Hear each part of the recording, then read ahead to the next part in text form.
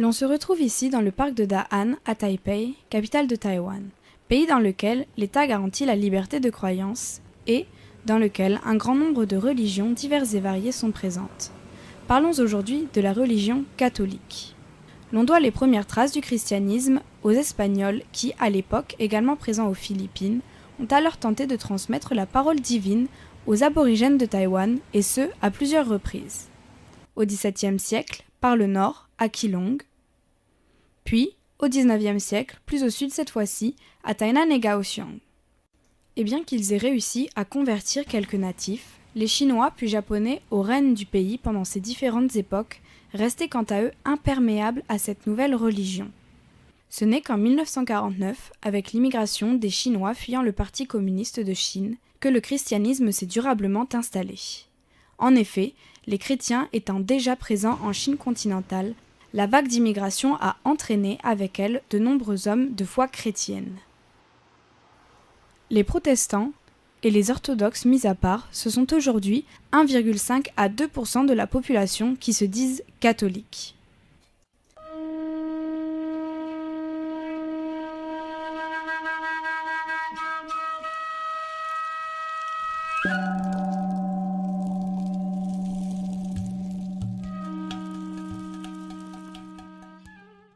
Ici à Taïwan, pas d'immenses bâtiments baroques ou gothiques. La ville s'étant très vite développée, le manque d'espace et l'immobilier est cher. On trouve donc souvent des églises dans un bâtiment quelconque, encastrées entre deux autres, ou bien encore dans les sous-sols d'autres bâtiments. L'on trouve néanmoins quelques grandes bâtisses construites dans le seul but de transmettre la parole divine. L'église catholique la plus reconnue de Taipei se trouve dans le grand quartier de Da'an. Shengtia Tang, ou en anglais Holy Family Catholic Church, l'église catholique de la Sainte Famille, a été inaugurée en 1965 et peut accueillir 1200 personnes. À l'extérieur, l'on trouve inscrits les caractères Ping An et Xi Le. Ping An, paix, est un terme récurrent dans la culture chinoise, un mot que l'on entend d'ailleurs beaucoup lors du Nouvel An chinois. Et Xi Le, joie, provient cette fois-ci de concepts plus occidentaux découlant des saintes écritures. Ping An et Xi Le sont donc les vœux basiques que l'on fera lors des prières. À l'intérieur, l'église adopte une structure en tente, moins haute et moins grandiose que la plupart des églises occidentales. Cette architecture procure aux fidèles un sentiment de confort. 3 colonnes de bancs s'organisent ensuite de part et d'autre et en face de l'autel. La peinture en relief de la Sainte Famille et le prêtre qui lira la bonne parole sont ainsi visibles de tous.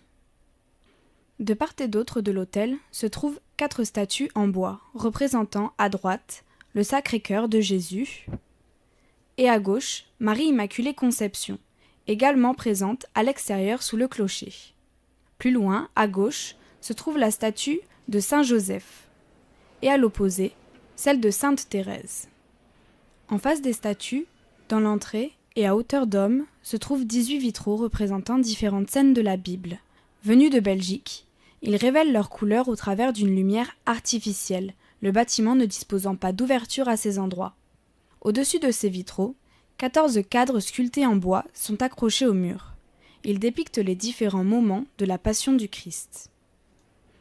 Enfin, à l'opposé de l'autel, au-dessus de la porte d'entrée, se trouve l'espace consacré à la chorale. Ici, le chant est privilégié des fidèles. On chante tous les dimanches, sans exception.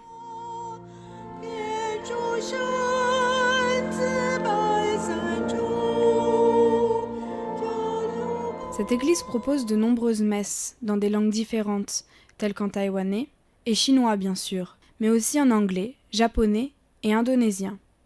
Les fidèles viennent donc des 4 coins du monde, tout comme le clergé d'ailleurs. Ici, les prêtres viennent de Chine continentale, d'Indonésie, de Malaisie, d'Europe ou encore de Colombie, mais de Taïwan, très peu.